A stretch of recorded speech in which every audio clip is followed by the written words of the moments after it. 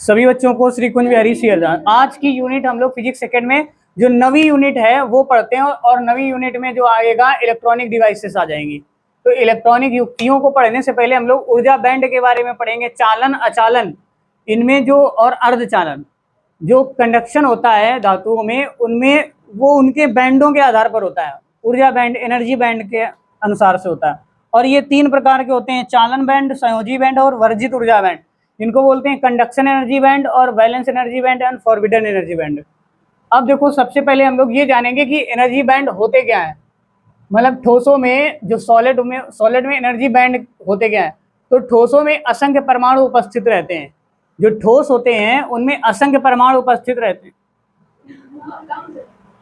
और इन सभी परमाणु ये सभी परमाणु एक दूसरे के पास पास स्थित होते हैं। जो ठोस होते हैं उनमें परमाणु असंख्य उपस्थित रहते हैं, और ये सब परमाणु क्या होते हैं, एक दूसरे के पास पास। देखो, अगर परमाणु एक दूसरे के पास पास होगा तो द्रव की अवस्थाएं तुम लोगों ने पढ़ी होगी, ठोस, द्रव, गैस, है ना।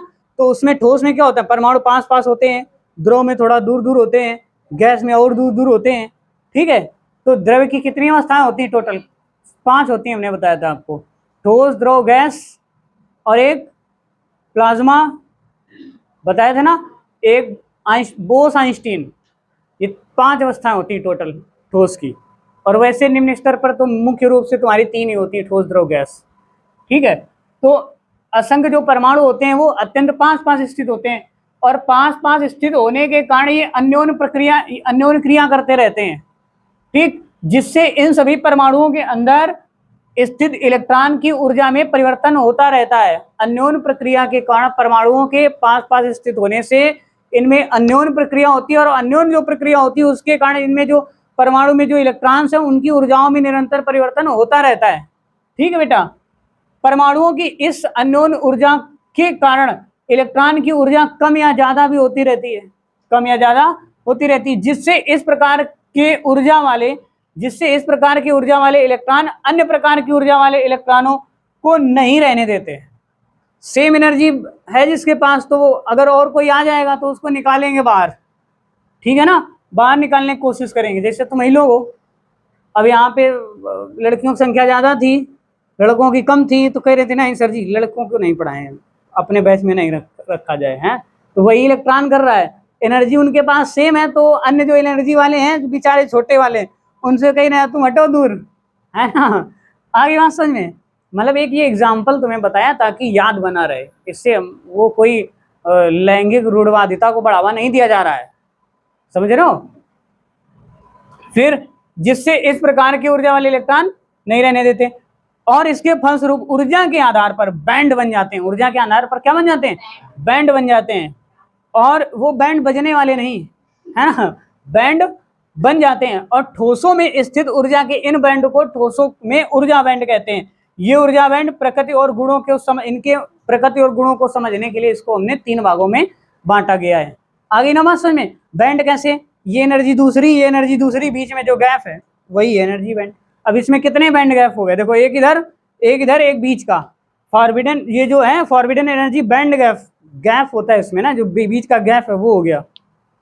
नहीं आ रही बात समझ में, 3 गैप बन गए। तुम लोग इधर बैठे हो, लड़के बेचारे इधर बैठे हमारे, और बीच में क्या है, गैप है। तो टोटल कितनी पट्टियां बन गई, एक लड़कों वाली, एक लड़कियों वाली, बीच में गैप वाली, 3 बन गई ना।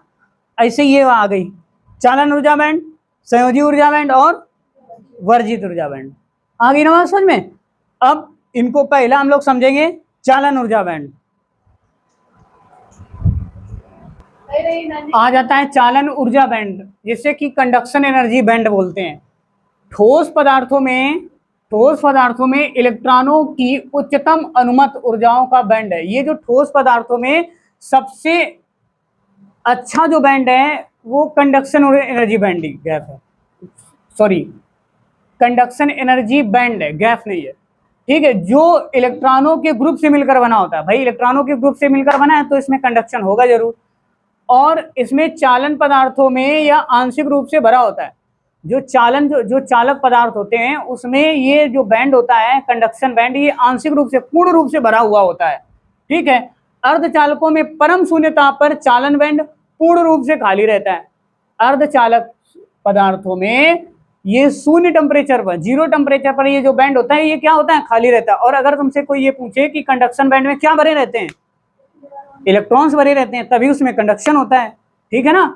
और लेकिन अर्धचालकों में जैसे जैसे ताप बढ़ाया जाता है तो इस बैंड में इलेक्ट्रॉनों की संख्या बढ़ती जाती है, और कुचालकों तथा अर्धचालकों में यह बैंड पूर्ण रूप से खाली रहता है, ठीक है। चाहे उसका ताप बढ़ाओ चाहे कुछ भी बढ़ाओ, फिर उसमें कंडक्शन नहीं होगा। और ये जो इलेक्ट्रॉन जो उसमें पूर्ण रूप से भरे होते हैं कंडक्शन बैंड में, यही चालन में भाग लेते हैं।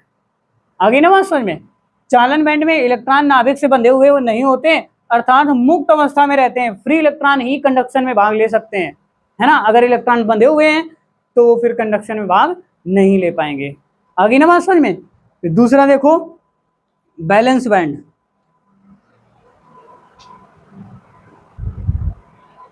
संयोजी ऊर्जा बैंड या अधिकतम ऊर्जा का बैंड होता है। इसमें जो एनर्जी होती है वो सबसे ज्यादा मैक्सिमम एनर्जी का बैंड होता है। इस बैंड में इलेक्ट्रॉन हमेशा उपस्थित रहते हैं, इसमें इलेक्ट्रॉन हमेशा ही उपस्थित रहते हैं, इधर उधर नहीं होते। इस बैंड में परमाणुओं के बातम कक्षा के इलेक्ट्रॉन व संयोजी इलेक्ट्रॉन उपस्थित रहते हैं, और ये इलेक्ट्रॉन हमेशा बंद से बंधे रहते हैं, जिससे इस ऊर्जा में जो इलेक्ट्रॉन होते हैं वो विद्युत धारा के प्रवाह में अपना कोई योगदान नहीं देते हैं, क्योंकि वो बंधे हुए होते हैं। और कंडक्शन वाले में क्या होते हैं, इलेक्ट्रॉन फ्री होते हैं, और जो फ्री होते हैं वो कंडक्शन में भाग लेते हैं, समझे। तो यह बैंड चालन बैंड के नीचे स्थित होता है, चालन बैंड से नीचे होता है, और इस बैंड में जो इलेक्ट्रॉन होते हैं उनकी ऊर्जा चालन बैंड की ऊर्जा से कम होती है, ठीक है, कम होती है। और इसमें स्थित है ना, इस बैंड में स्थित इलेक्ट्रॉन नाभिक द्वारा कम बल द्वारा बंधे होते हैं, नाभिक द्वारा कम, थोड़ा बल कम होता है उसके द्वारा बंधे होते हैं। आगे ना बात समझ में। सारे इलेक्ट्रॉन बंधे होने के कारण इसमें कंडक्शन में ये भाग नहीं लेते हैं, ठीक है। जबकि कंडक्शन जो पार्ट्स होता है इसका बैंड का, उसमें इलेक्ट्रॉन फ्री होते हैं और वो कंडक्शन में भी भाग लेते हैं। आगे ना बात समझ में। वर्जित ऊर्जा बैंड, वर्जित ऊर्जा बैंड जो होता है ये कंडक्शन बैंड एंड फॉरबिडन और जो है जो बैलेंस बैंड, उनके बीच का जो गैप होता है, उनके बीच में ये पट्टी स्थित होती है, जिसको बोलते हैं वर्जित ऊर्जा बैंड गैप, इसका फुल नेम है। और जो चालन ऊर्जा बैंड और संयोजी ऊर्जा बैंड के मध्य के अंतर को, अर्थात इन दोनों ऊर्जा बैंडों को अलग अलग करता है। ये जो बैंड होता है दोनों को गैप में करता है। जैसे इधर लड़के बैठे हैं, इधर लड़कियां बैठी हैं, बीच में स्पेस है, तो ये जो बीच वाली पट्टी है वो फॉरबिडन एनर्जी बैंड, ठीक है ना। आगे बात समझ में। फिर उस ऊर्जा अंतर गैप को वर्जित ऊर्जा बैंड या वर्जित ऊर्जा अंतराल कहते हैं। इस ऊर्जा बैंड में कोई भी इलेक्ट्रॉन उपस्थित नहीं होते, इसमें कोई इलेक्ट्रॉन उपस्थित नहीं होते बेटा, है ना। अर्थात यह जो बैंड है वो पूर्ण रूप से खाली रहता है, बिल्कुल ब्लैंक, खाली बिल्कुल रहता है। दूसरी, अब इसको इस प्रकार से भी परिभाषित किया जा सकता है, कैसे। चालन ऊर्जा बैंड में जाने के लिए आवश्यक होती जो ऊर्जा होती है ना, जो चालन ऊर्जा बैंड में जाने के लिए आवश्यक होती है कि ठोसों में कोई भी इलेक्ट्रॉन वर्जित ऊर्जा अंतराल में रहने के लिए अनुमति नहीं होता है। और किसी ठोस की चालकता ज्ञात करने के लिए यह बहुत ही महत्वपूर्ण होती है। इसी के आधार पर चालक, अचालक और अर्धचालकों का वर्गीकरण किया गया है। किसके आधार पर, इसी के आधार पर। ये जो ऊर्जा अंतराल है इलेक्ट्रॉन वोल्ट में मेजर करते हैं, जिसको हम लोग अगली क्लास में पढ़ाएंगे, ठीक है।